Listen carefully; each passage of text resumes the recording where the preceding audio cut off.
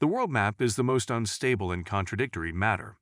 States emerge, develop, change their territories and names, and they also tend to disappear, and new ones emerge on their territories, and everything repeats. States disappear both as a result of internal conflicts, the collapse of Czechoslovakia and Yugoslavia in the second half of the 20th century, and wars with more powerful external enemies. Such powerful ones turned out to be the Mongols in the late 12th and early 13th centuries. Under the leadership of Temujin, or as he was called, Genghis Khan, they subjugated quite extensive territories of mainland Asia and reached as far as the banks of the Dnieper. But we will not talk about the Mongols today. I would like to draw your attention to the countries of the Asian region, which ceased to exist when faced with these hordes. Such countries were Karachi, Khwarezm, Jin Empire, Abbasid Caliphate, and Tangut Kingdom. So, let's imagine what these countries looked like and where they were located.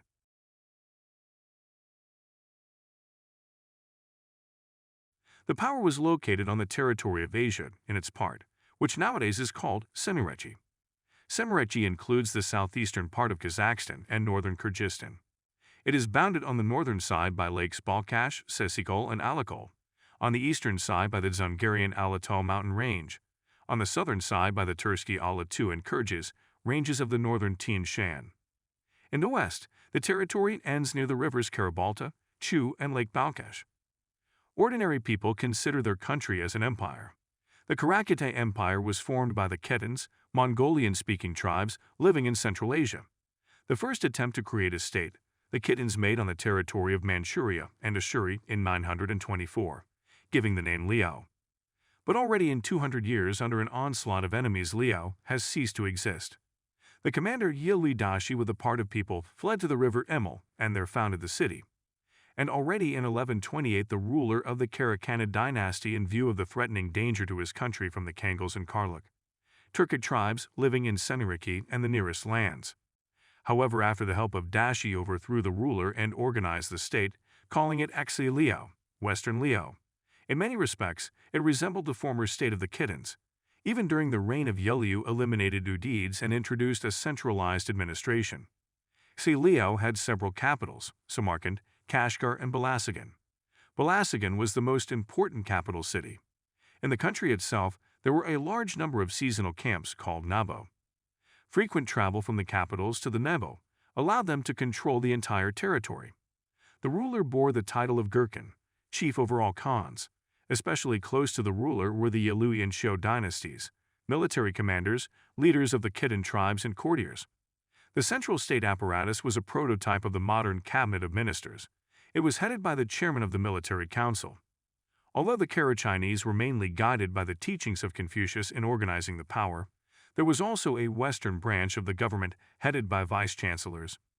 Below the hierarchy were officials in military and civil affairs, viceroys, governors of cities, etc. The taxation system was clearly organized. The system of taxation was clearly organized. The main sources of income besides taxes were nomadic cattle breeding, urban crafts, and agriculture. Thanks to the actively developing international trade, the Karachinese created a perfect for that period irrigation system, thanks to which they could grow grain and fruit crops, grapes and mulberry trees, and thanks to the latter they produced excellent silk. Buddhism, Nestorian Christianity, and Islam coexisted peacefully in Taxilio, and there were also Jewish communities. After the death of Yelui Dashi, the Khadan were forced to maintain their authority in Asia through military campaigns. Many dependent territories got freedom, among them Khwarezm. The main threat to the Karachinese from the east was the Mongols led by Genghis Khan. In 1209 the Uyghurs revolted and became subordinate to the Mongols. And in 1213 the leader of Nayman's Kuchlu overthrew the ruler of Khitans and proclaimed himself Guru Khan. He ruled until 1218 when Temujin defeated his army. The Mongols created a separate Ulis from western Liao. It was located in the lower reaches of the Amudarya, southern Priorly. The territory, since primitive tribes occupied by people who hunted and fished. In the first millennium BC, Iranian-speaking tribes came here and were called Khwarezmians. In the 4th century BC, they were conquered by the Persians. After the collapse of the Persian power, there was a short period of independence of Khwarezm. But in the 2nd century BC, the inhabitants of these territories again fell under the conquest, but already the Turks. From the 4th to the 8th century, Khwarezm was ruled by the Iranian dynasty of Frigid. In the 8th century, having fallen under the rule of the Arabs, most of the population accepted Islam. In 1017, the territory was subjugated by Mahmud Ghaznavi, and in 1043 by the powerful Seljuk Sultanate. From 1072 to 1092, the viceroy of Khwarezm, Anashtegin, founded his dynasty and gradually strengthened his influence, pursuing a policy as independent as possible. In 1097, the son of Anashtegin revives the title of Khwarezm Shah and begins to be called by him. From this time, the idea of independence begins to form in Khwarezm, but the Seljuks suppress all rebellions, each time placing a representative of their own dynasty on the throne. From 1141, they paid tribute not only to Seljuks but also to Karachinese. In 1172, Khwarezm warriors repulsed the attack of the Karachinese and Khwarezm regained full independence. By 1183, the state of Khwarezm Shahs turned into one of the most influential in Asia. Not once military clashes with the Ghurid Sultanate ended with the defeat of the latter.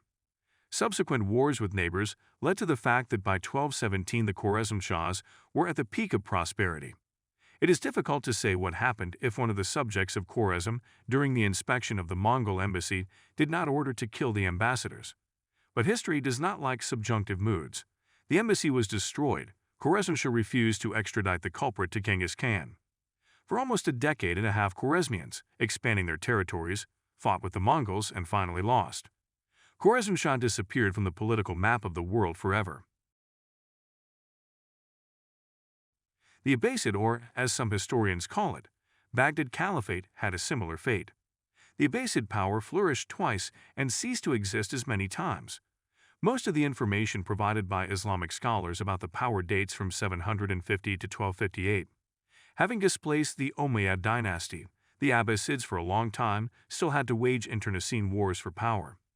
And only since 754 representatives of the ruling dynasty were able to begin to implement a peaceful policy. The rulers eliminated the head of the Persian party, but did not eliminate it completely, in order to have to manage quite such a large percentage of the population, which were Persians. Gradually, the inhabitants of the state adopted the cultural and political values and customs of the Persians. The power in the country was very much like an Eastern despotism. The greatly expanded bureaucracy contained a large percentage of Iranian converts to Islam. The new power paid most attention to such departments, called divans, as the chancellery, treasury, army management, and the main post office, for which Persia had been famous for centuries. The Caliphate allocated a rather large sum of money for that time to restore the irrigation system of Iraq, which had fallen into disrepair due to the Iranian-Byzantine wars and the Arab conquest. Thanks to this support, the region restored agriculture in no time. The rulers' favor for trade, industry, and exchange brought the country to a high economic level. The Abbasids tried to maintain trade relations with all neighbors. In the same way, science and culture flourished. Many books were translated from Persian into Arabic. However, prosperity did not last long. In time, the heirs of the Caliph began to wage wars among themselves for power. A long period of internal unrest led to the fact that despite the high level of development of the state in general, and the army in particular, the Abbasids could not resist the Mongols, and in 1258 the grandson of Genghis Khan subjugated their territories. Founded by related Chinese Jurchens and occupying rather vast expanses of primary Manchuria, eastern Mongolia, northern and central China, the empire was a bright representative of Bohai culture. The Proto-Chinese adopted almost all the achievements of the Bohai in terms of economy, culture, and foreign policy. Only they achieved much more. During the reign of the Jurchen dynasty, officials and civil servants were most honored. In the 11th century, on the territory of the Jurchens began mining iron and invented a method of making cast iron. It was also there that the secret of gunpowder was discovered. Regular sea campaigns promoted the growth of international trade and accordingly strengthened the economy of the country. Developed economically, politically, and culturally, the country of the Jurchens, like most other Asian states, fell under the Mongol onslaught and dissolved into the vast territories of the Mongol state. The Jurchens survived as an ethnos, but never again had independence.